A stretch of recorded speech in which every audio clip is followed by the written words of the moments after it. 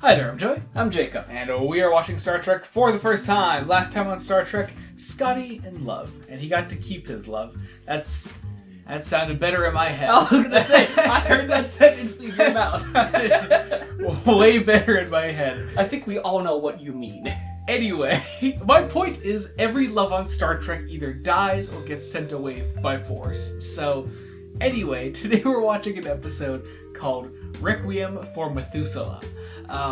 Okay. Yes, yeah. There is no way in hell I'm wrong about that pronunciation. There is literally no way that I could ever be wrong about that. Watch, you're still wrong somehow. Anyway, we're going to get into post-episode thoughts in a second. Be sure to join us then. We are about to watch Requiem for Methuselah. So this episode had about 3 different plots, and it could have chosen one to be the main focus of the episode. Here are our plots. We have deadly plague killing many people in the Enterprise and turning the Enterprise into a plague ship. We have an old guy who is like a shit ton of important figures throughout history and we're catching up with him now. Or woman. I will give you one chance to guess which of these 3 plots they made the focal point of an episode called Requiem for Methuselah. What is it? Oh, they clearly. It shows the fucking woman. Yeah, why? clearly. Why? That is the least interesting thing happening in this fucking episode. Oh my god. What? I mean, I would have focused on the plague ship. Yeah, the plague ship is the coolest thing, and it gets the least amount of time. I love that idea, and it gets referred to every now and then. For the most part, Kirk, Spock, and McCoy just forget it's happening for most of the episode. It might as well not be happening. Yeah. Because, this episode starts off really strong. Kirk has his monologue, there's at least 4 guys dead. Most of the other crew... 3 guys. 3 guys dead? Yeah. There's 3 guys dead. Most of the other crew is susceptible.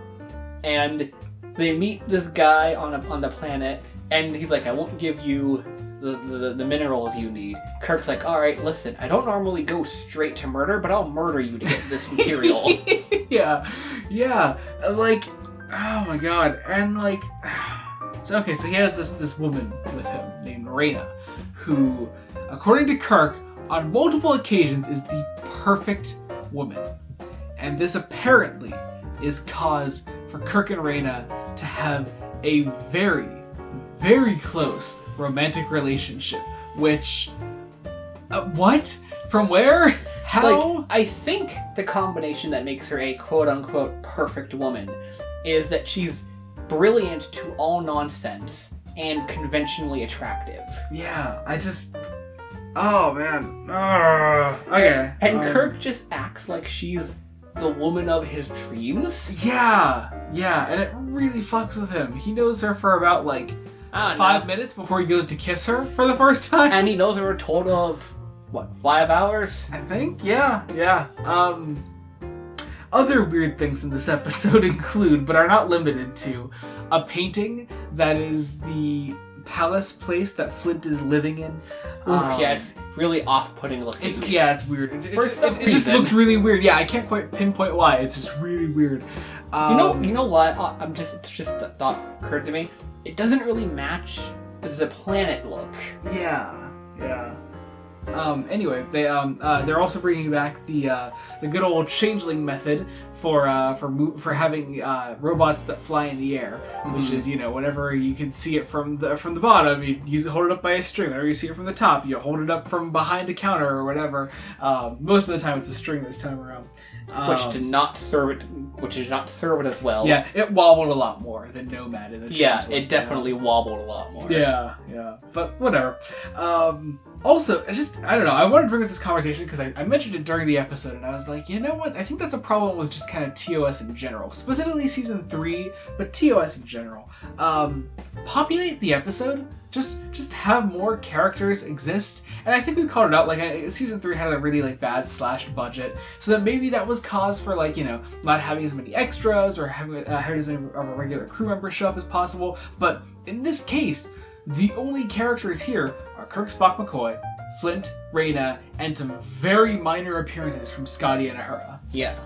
Other than that, no one else. Yeah. Dead Like, episode. where is the budget going? There are like maybe 3 sets. Or if the basement set was not just a repurposed living room. Yeah, yeah, it's really weird in this case. But again, just problem in general. There's a great sequence actually. Spock starts playing the piano. And he sees this this transcript of of this piece, and he starts playing it. And Kirk and Rita start dancing, and you get this like scene where it's like, oh, you're playing that like sort of happy, jovial scene alongside McCoy looking for the cure to this this plague that's taking the Enterprise. And I was like, man, you know what? I think just in general, something that really improved this episode is if there were just more characters there dancing with Kirk and Reyna.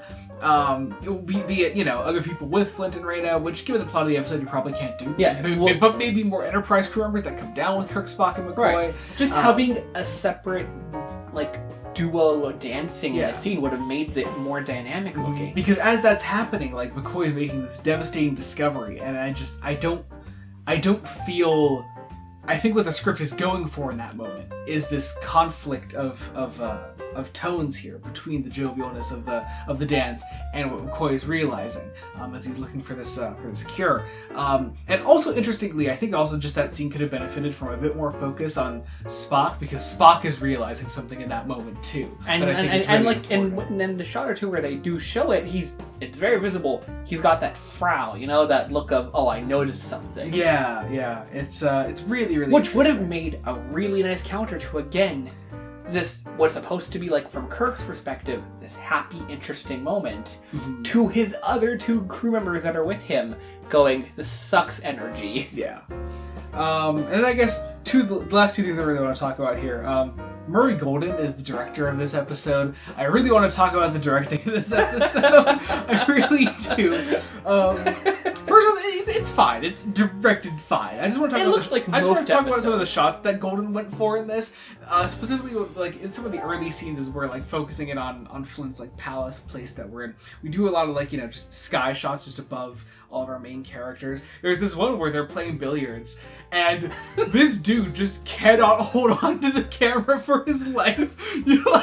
I just pictured the sweatiest fucking dude who just cannot hold on to this camera. He's fucking dying above this pool table. He's got him just propped over it somehow. Yeah. Oh, this and the poor camera's guy. got such a shake. This poor guy. So any other stupid little mistake we found in the episode, it's like, oh, it's that guy. He's the guy holding up the robot and shaking alarm. Like, it's that guy. That poor guy. He's getting fucked up there.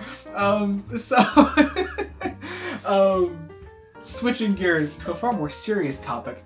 The end of the episode has some implications. Holy shit, Spock wipes Kirk's mind.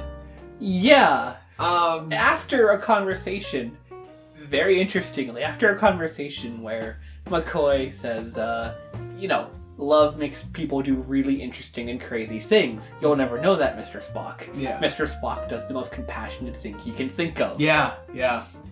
Character development. This episode was kind of shit. It was a little shit. It was fun. I had a good time with it, but it was a little shit. But that ending, I love when this extremely episodic show takes the time to really show how our characters have changed over time. And I'll be thinking about that a lot in the last 5 episodes. I don't know if the last 5 episodes are gonna really hammer that home, but moments like that I think really benefit the show as a whole when they actually focus in on that. It's great. But that said, we have 5 to go. We are at the end. Oh, we are goodness. right at the fucking end. I cannot believe that. It's the finish line. It's in sight. Yeah. Alright. I guess that about does it. Thank you all so much for watching. Be sure to join us next week when we continue Star Trek the Original Series. Until then, this has been Joey Morgan. I'm Jacob. Goodbye.